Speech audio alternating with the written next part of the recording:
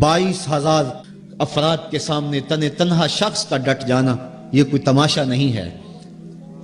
72 افراد کے زخم کلیجے پہ موجود ہیں، اور اپنے بھائیوں، بیٹوں، بھتیجوں اور بھانجوں کے لاشیں اٹھا کے آپ خیموں تک لا چکے ہیں۔ آپ کے ہاتھوں کے اندر علی اصغر دم توڑ چکے ہیں، اور جوان علی اکبر آپ اس کو اٹھا کے خیمے تک لا آئے ہیں۔ تو اتنی جرأت اور اتنی پامردی کے ساتھ 71 لاشیں لائن کے اندر پڑے ہیں۔ گھر میں ایک میت ہو جائے سارا شہر سنبھالا دینے والا ہوتا ہے، پھر بھی دکھ نہیں تھمتا۔ کہتے ہیں چھوڑ دو، اس کا کلیجہ کٹ گیا ہے، اس کا جوان رخصت ہو گیا ہے، اس کے سینے کا چین لٹ گیا ہے، سلام کرو حسین ابن علی کو۔ 71 لاشیں لائنوں میں لگے ہوئے ہیں، بے گور و کفن لاشیں پڑے ہوئے ہیں، اور ادھر خیمے کے اندر پردہ داروں کے پردے کا بھی لحاظ ہے۔ لیکن پھر جب گھوڑے کی زین کو کس کے میدان کربلا میں نبی کا نواسہ نکلا، جب 3 دن کا پیاسا کربلا کے ریگزار کے اندر، میدان کربلا کے اندر ذوالفقار تلوار لہراتا ہوا آیا، شبیہ رسول کریم کی تصویر جب میدان کربلا میں حضرت امام حسین تلوار کو لہراتے ہوئے آئے تو آواز آ رہی تھی، یہ کون ذی وقار ہے، یہ کون شاہ سوار ہے، لباس ہے پھٹا ہوا، لخت کٹا ہوا، تمام جسم نازنی سیدھا ہوا کٹا ہوا، پھر بھی ہے ڈٹا ہوا، یہ نبی کا نور عین ہے، یہ بالیقین حسین ہے۔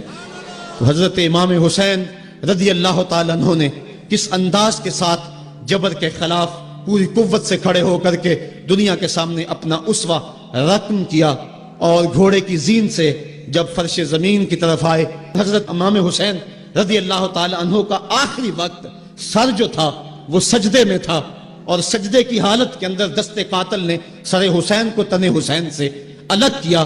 یہ دنیا کے سامنے حضرت امام نے اپنا اسوہ رکھا کہ یہی تو پیغام میں دینے آیا ہوں، یہی تو جو ہے وہ تحریر میں نے کربلا کی ریت پر اپنے خون سے رقم کرنی تھی کہ یہ سر کٹ سکتا ہے لیکن جھکے گا تو صرف اپنے مالک کی چوکٹ پہ جھکے گا، یزید کے سامنے یہ سر جھک نہیں سکتا ہے۔ تو حضرت امام حمام رضی اللہ تعالیٰ عنہ نے کربلا کے تپتے ہوئے ریگزار میں جب 72-73 لاشیں خیموں کے سامنے پڑے تھے اور اتنے زخم کلیجے پہ تھے، راوی کہتا ہے کہ جب آپ کی قمیض اتاری گئی تو 113 سوراخ اس میں تیروں کے تھے، 33 زخم نیزوں کے تھے، 34 گھاؤ تلواروں کے تھے، اتنے زخم جسم کے اندر، اور جسم چور ہے زخموں سے۔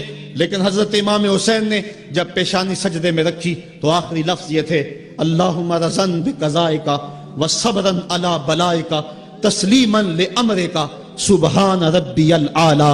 مالک تیری تقدیر پہ راضی ہو گیا ہوں، مالک زخم سے پہ بھی میں مسکرا رہا ہوں، مالک تیری طرف سے جو دکھ آئے میں نے ان کو قبول کیا، جے سونا میرے دکھ وچ راضی تے میں سکھ نو چلے ڈاواں، مالک میں سب کچھ قبول کیا، حسین تیری رضا پہ راضی ہے، میرے مالک تو بھی بتا تو بھی حسین پہ راضی ہوا ہے کہ نہیں ہوا ہے۔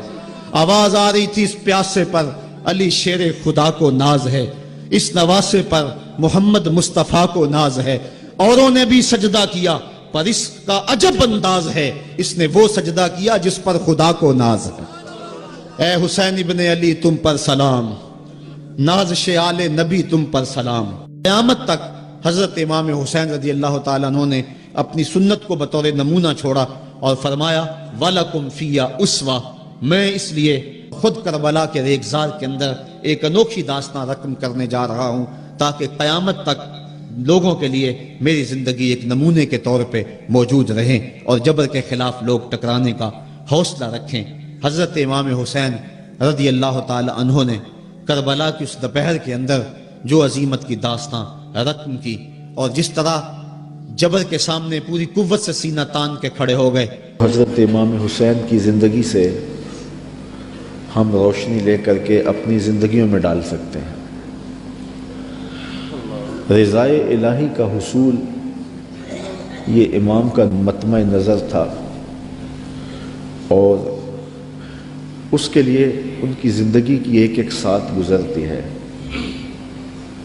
اللہ کی رضا کے لیے، اس کی قربت کے لیے اپنی جان قربان کر دینا اور اپنا سب کچھ لٹا دینا، یہ بندگی کی معراج ہے۔ حضرت امام حسین رضی اللہ تعالی عنہ کو پہلے سے یہ معلوم تھا کہ وہ شہید کر دیے جائیں گے۔ آپ کے پورے خاندان کو اس بات کا علم تھا۔ حضور کی زبان سے یہ بات خاندان میں پہنچی تھی، لیکن کسی ایک نے بھی آ کے حضور سے نہیں کہا کہ حضور دعا کر دیں یہ مصیبت ٹل جائے اور کربلا میں جو مشکلات آنے والی ہیں جن کی خبر دی جا رہی ہے وہ مشکلات ان پر نہ آئیں۔ آپ تاریخ پڑھ لیں، یہ نہ حضرت سیدہ فاطمہ نے کہا ہے، نہ مولا کائنات نے آ کے عرض کی ہے، نہ خود امام حسین رضی اللہ تعالی عنہ نے حضور کی بارگاہ میں کہا ہے، نہ حضور نے کہا ہے کہ مالک حسین سے شہادت ٹال دے، بلکہ حضور کے ہاتھ اٹھتے ہیں تو دعا یہ نکلتی ہے، اللہم آت الحسین صبرا و اجرا، اے اللہ میرے بیٹے حسین کو صبر بھی بخش دے، اجر بھی بخش دے۔ تو حضور نے کیوں کہنا تھا کہ میرے بیٹے کو شہادت نہ ملے؟ وہ تو اس امتحان کے لیے تیار کر رہے تھے۔ استاد جب شاگرد کو پڑھاتا ہے، محنت کراتا ہے، تو وہ یہ کبھی نہیں چاہتا کہ میں نے جو اس کو محنت کروائی ہے اس کے امتحان نہ ہو۔ وہ کہتا ہے یہ امتحان گاہ میں جائے، زمانے کو پتہ چلے کسی استاد نے پڑھایا تھا۔ تو حضور حضرت امام حسین کے لیے دعا مانگ رہے ہیں کہ مالک اسے صبر بھی دے، اجر بھی دے۔ جب کربلا میں حسین پیاس کاٹے تو پھر بھی ان کی زبان پر شکایت کا لفظ نہ آئے تو لوگ کہیں واقعی پیغمبر کی زبان چوسی تھی۔ حضرت امام حسین واقعی حضور کے کندھوں پہ کھیلے تھے، حضور نے ایسے ہی اپنا بیٹا قرار نہیں دیا تھا۔ اور یہ صبر کا امتحان تھا جو حضرت امام حسین رضی اللہ تعالیٰ عنہ نے دیا، ورنہ اگر یہ چاہتے تو فرات چھلک کے آپ کے قدموں میں آ کے سلامی نہ کرتے۔ یہ تو حوض کوثر کے وارث کے نواسے ہیں، ایڑیاں رگڑتے تو چشمے نہ پھوٹتے۔ یہ تو رب کی تقدیر کو مانے بیٹھے تھے، یہ تو اس امتحان میں کامیابی کے لیے دعا گو تھے کہ مالک ہمیں استقامت نصیب کرو۔ امام زہری کہتے ہیں کہ جب مروان کے زمانے میں حضرت امام زین العابدین کو دوبارہ گرفتار کیا گیا اور بیڑیاں پہنائی گئیں، سب سے زیادہ دکھ حضرت امام زین العابدین نے دیکھے، کھلی آنکھوں سے یہ منظر کربلا کا سارا انہوں نے دیکھا ہے۔ کہتے ہیں واقعہ کربلا کے بعد امام زین العابدین کبھی بھی ہنسے نہیں تھے اور کبھی ٹھنڈا پانی بھی نہیں پیا تھا۔ شاید پانی پینے لگتے ہوں گے تو سکینہ کی پیاس یاد آتی ہوگی۔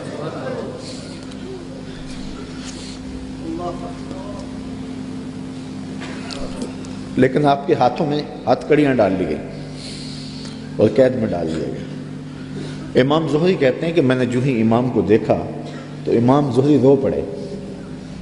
امام زین العابدین نے کہا زہری رو کیوں رہے ہو؟ میں نے کہا حضرت آپ کے ان ہاتھوں میں ہاتھ کڑیاں ہیں، پیغمبر زادے ہو، دنیا کو دین دیا ہے اور آج آپ کے ہاتھ میں ہاتھ کڑیاں ہیں۔ امام زہری کا دل پھٹتا جا رہا ہے۔ امام زین العابدین فرمانے لگے زہری پریشان ہونے کی ضرورت نہیں، ہم تو اس کی تقدیر کے اوپر راضی ہیں، ورنہ یہ زنجیریں کیا ہیں؟ آپ نے جھٹکا دیا، زنجیریں ٹوٹ گئیں۔ کہا یہ ہمارے لیے نہیں ہے۔ تو یہ کربلا کی مشکلیں ٹل جاتی اگر حضرت امام چاہتے، لیکن انہوں نے تو مشکل کو سہ کے اور قربانیاں دے کے عظیمت کی داستان رقم کرنی تھی، اور وہ زمانے نے دیکھا۔ تو حضرت امام حسین رضی اللہ تعالی عنہ کی سیرت سے یہ چیز سیکھی جا سکتی ہے کہ ہم اپنے آپ کو قربانی کے لیے تیار کریں اور اپنے فکر کی، اپنی سوچ کی پرورش اس طرح کریں کہ کبھی مشکل وقت میں کھڑا ہونے کا مرحلہ آ پہنچے تو پھر ہمارے قدم ڈگمگائے نہ، پھر ہمارے پاؤں میں لرزش نہ آ جائے، ہمارے زوردار نعرے اور ہمارے پرجوش خطاب، ہماری خطابت کے تن تنے اور ہمارے فلسفے وہاں دم نہ توڑ جائیں جہاں کھڑے ہونے کا وقت تھا۔ یہ ناداں سجدے میں گر گئے جب وقت قیام آیا۔ تو ہم نے اپنی پرورش حضرت امام حسین رضی اللہ تعالی عنہ کی اس فکر کی روشنی میں کرنی ہے، تاکہ اگر کوئی ایسا وقت آن پہنچے تو پھر ہمارے قدم اکھڑنے نہ پائیں۔